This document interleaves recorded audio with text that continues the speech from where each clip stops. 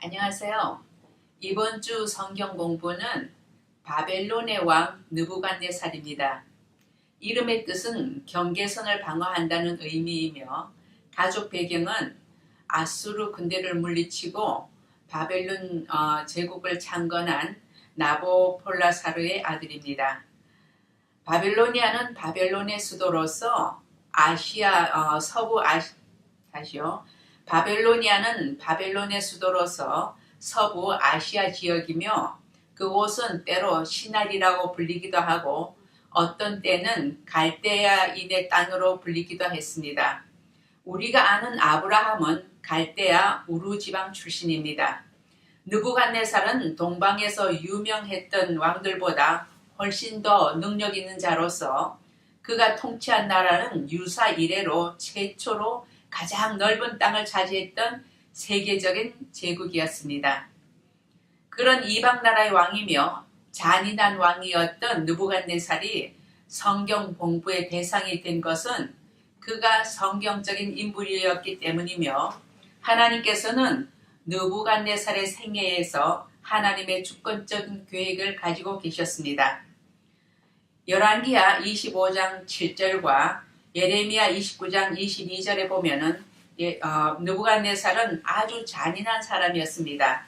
그런데 하나님은 그런 자를 내가 나의 종 바벨로니아 왕 느부갓네살이라고 말씀하셨습니다. 그는 그 시대에서 지상에서 제일 큰 도시를 세우기도 하고 또한 유다와 예루살렘을 70년 동안 포로로 삼았고 세상을 비참하게 만들었던 인물이며 7년 동안 정신착란을 통해 시련을 받았던 사람입니다.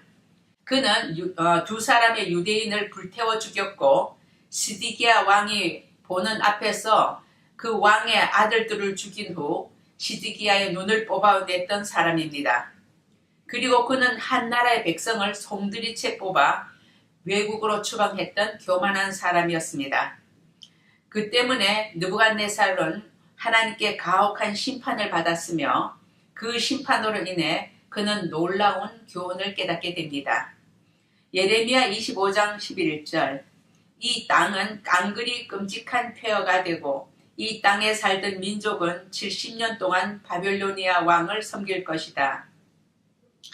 하나님은 바벨론의 느부갓네살을 들어 유다를 징계하십니다. 그것은 선지자 이사야의 예언과 예레미야 선지자의 예언을 성취한 것입니다. 다니엘 1장 1절에서 4절에 보면 느부갓네살은 유다 왕족 출신과 귀족 출신의 자녀들을 포로로 끌려갔고 그때 다니엘과 그의 세 친구도 포로로 끌려가서 바벨론에서 많은 학문을 배우게 되었던 것입니다. 다니엘 1장 20절 왕은 그들에게 온갖 지혜나 지식에 관한 문제를 물어보고서 그들이 전국에 있는 어떤 마술사나 주술가보다도 10배는 더 낫다는 것을 알았다. 다니엘과 세 친구는 느부갓네살의 첫 번째 시험을 통과했습니다. 왕은 4명의 히브리인에게 왕이 내린 음식을 먹도록 하였습니다. 그러나 다니엘과 그 세 친구는 그 음식이 하나님의 율법에 금지된 것을 알고 그 음식을 거절하고 열흘 동안 물과 채소를 먹게 해달라고 하였습니다. 그렇게 채소를 먹었는데도 왕의 음식을 먹고 마신 사람들보다 얼굴빛이 좋고 건강하게 보였으며 지식에 관해서도 10배는 나았다고 했습니다. 다니엘서 2장 1절에서 13절에 보면 느부갓네살 왕은 꿈을 꾸게 됩니다. 그 꿈의 내용도 알 수 없는 꿈 때문에 괴롭고 답답하여 그 나라의 점성가들을 불러들여 자신의 꿈을 말하고 해석도 하라고 하였으나 그들은 해석을 하기는커녕 왕의 말을 이해할 수조차 없었습니다.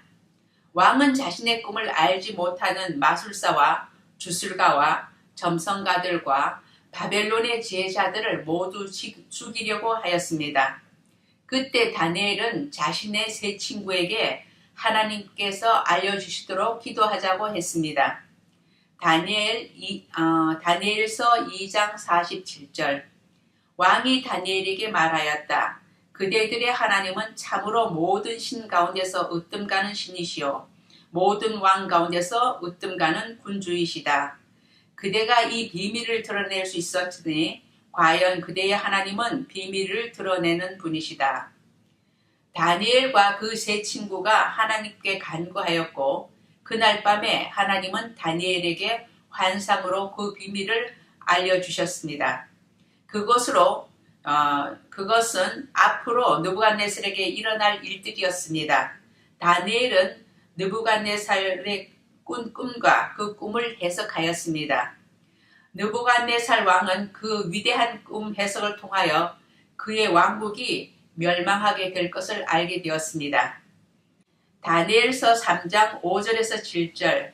느부갓네살 왕은 넓은 바벨론을 통치하면서 그는 두라 평지에 자신을 신격화하는 금신상을 만들어서 백성들에게 자신의 형상에 경배하도록 하였습니다.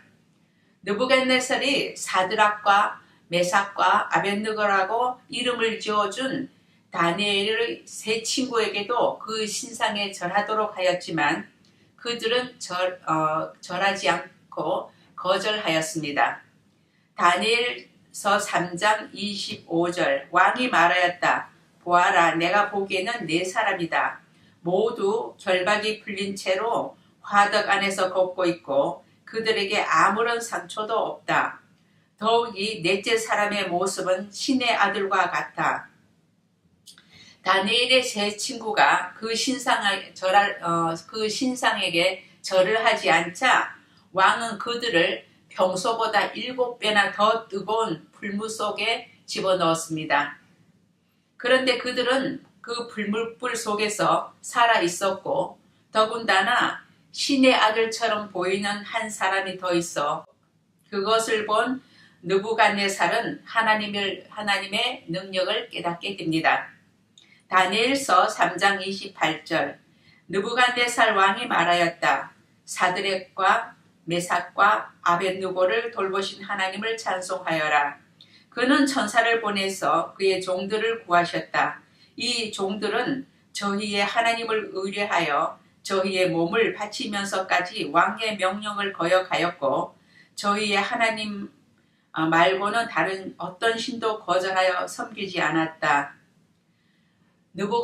느부갓네살은 평상시보다 7배나 뜨거운 불 속에서 몸이 상하지 않고 머리털도 그을리지 않고 바지 색깔도 변하지 않고 불에 탄 냄새도 나지 않은 것을 보고 왕은 그들의 하나님을 찬송하였습니다. 다니엘서 4장 2절에서 3절. 가장 높으신 하나님이 나에게 보이신 표적과 기적을 백성에게 기꺼이 알리고자 한다. 크도다 그 이적이여, 능하도다 그 기사여, 그 나라 영원하고 그 통치 대대에 이를 것이다 하고 느부갓네살 왕은 사드락과 메삭과 아벳느고의 하나님을 찬양하였습니다. 느부갓네살은 두 번째 꿈을 꾸었습니다. 그리고 바벨론의 마술사들과 주술가들과 점성가들과 점쟁이들을 다 불러 그 꿈을 해석하게 하였지만 여전히 그들은 꿈을 해석하지 못하고 이번에도 다니엘이 그 꿈을 해몽하였습니다. 다니엘서 4장 25절. 임금님은 사람에게서 쫓겨나셔서 들짐승과 함께 사시며 소처럼 풀을 뜯고 하늘에서 내리는 이슬에 젖으실 것입니다. 그렇게 7대가 지나간 뒤에 임금님은 비로소 가장 높으신 분이 인간의 나라를 다스리신다는 것과 누구든지 그 뜻에 맞는 사람에게 나라를 주신다는 것을 깨달으실 것입니다. 다니엘은 느부갓네살의 꿈의 의미를 해석하며 하나님의 주권을 강조했습니다. 느부갓네살은 꿈의 해석을 통해 하나님의 능력과 하나님만이 세상을 다스릴 수 있다는 사실을 듣게 됩니다. 그것은 인류의 생사와 국가에 대한 하나님의 주권을 암시해 주었던 것입니다. 다니엘서 4장 34절 정해진 기간이 다 되어 나 느부갓네살은 하늘을 우러러 보고서 정신을 되찾았고 그리고 가장 높으신 분을 찬송하고 영원하신 분을 찬양하며 그에게 영광을 돌렸다. 그의 통치 영원하고 그의 나라 대대로 이어진다. 다니엘이 느부갓네살의 꿈의 의미를 말한 지 12달이 지나서 꿈이 현실로 일어났습니다. 그렇게 느부갓네살의 환상은 그의 생애 중에 다 이루어졌습니다. 그는 7년 동안 풀을 뜯어 먹으며 그의 몸은 밤이슬에 젖었고 그의 머리는 독수리의 깃털처럼 길었고 그의 발톱은 새들의 갈퀴처럼 되었습니다.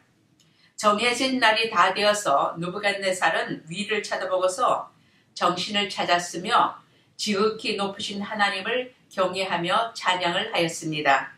그렇게 심판을 경험했던 느부갓네살은 말과 행동에서 하나님의 큰 자비를 나타내고 있습니다.